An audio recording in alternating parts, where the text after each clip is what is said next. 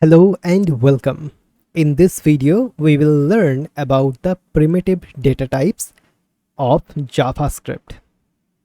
So in JavaScript, a JavaScript variable can hold 8 types of data. Okay, so there are 7 primitive data types and there is the object type.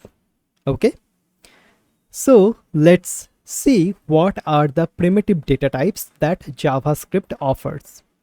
So the primitive data types can be divided into two subsets. One of them is the numeric data types.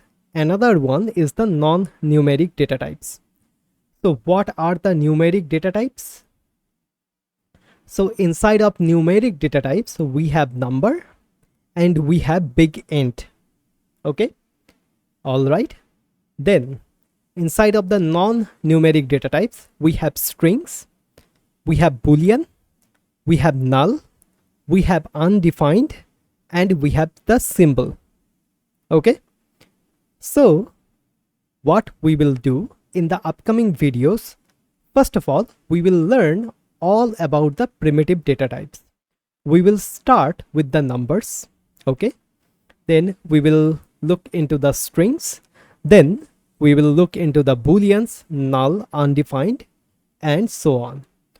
The thing to point out here is that the BigInt data type and the symbol data type is rarely used inside of the code.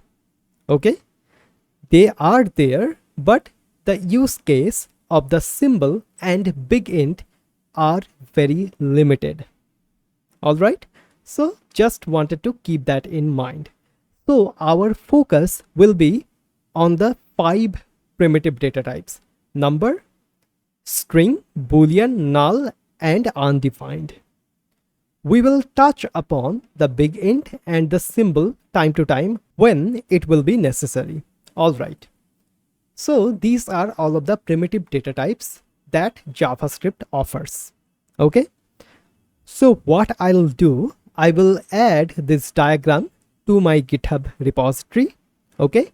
And then you can go to the GitHub repository and you can find this diagram as well.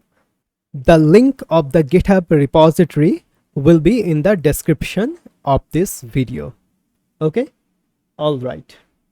So these are all of the primitive data types that JavaScript offers.